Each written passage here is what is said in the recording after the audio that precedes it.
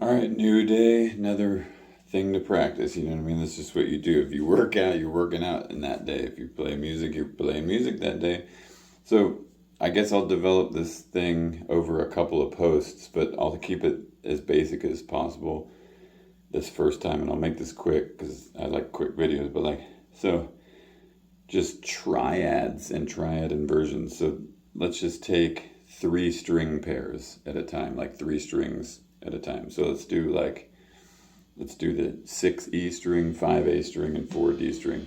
So if we're looking at C triad inversions, the first one you can possibly do, because it's, C, E, and G, right? That's what makes a C major triad or a C triad. So we're talking about 6E, 5A, and 4D. So the first one would be, 3, 3, 2, because thickest string you got a G, and then you got a C and an E. Anything with a C, E, and a G constitutes that. Okay, that's a C triad. Then the next inversion on those pairs of strings would be the actual easiest one, which is 8, 7, 5, which is the one we all kind of probably know. 8, 7, 5 on the 6, 5, and 4 string. Then the third and last triad inversion would be 12, 10, 10, because that's E, G, C. So to know those up and down, and back down,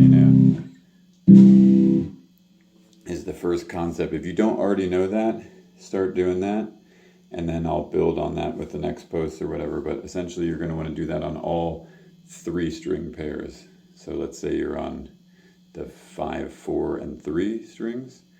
The first one is like a C chord. We all know that C chord, the cowboy chord, the oboe one. But we're just doing, 3, 2, open, because we're just doing 3 notes. We're doing a triad there. And then that's the first one. Second one would be 7, 5, 5. And then the other one would be 10, 10, 9. So you just want to know those back and forth. And then do your own homework. C, E, and G. Try to do that on the D, G, and B strings. You'll notice they're different looking shapes a little bit because that 2B string comes in, and as we know, when we've tuned since we started playing guitar, it gets all weird. On the B string, it goes back. So you'll notice that they look different on that one. So,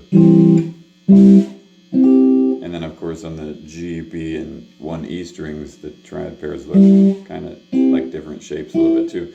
So get into that. It will highly serve you, because what I'm going to get into in the future things here, this is assuming you don't know this, but this is where I'm going with this. So everybody knows C major. Not everybody, but you probably know that C major is like C. The C major scale is C, D minor, E minor, F, G, A minor, B minor 7 flat 5, C. And we all know that you can kind of go maybe like up the neck doing that. For example, G, A minor, B minor 7 flat 5, C. But what I'm getting at is doing drop 2, where you're starting like at C triad.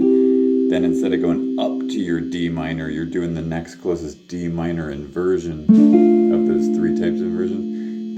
Then instead of going up the neck to E minor, you're going back. We're descending the neck. There's E minor, there's F, there's G, there's A minor.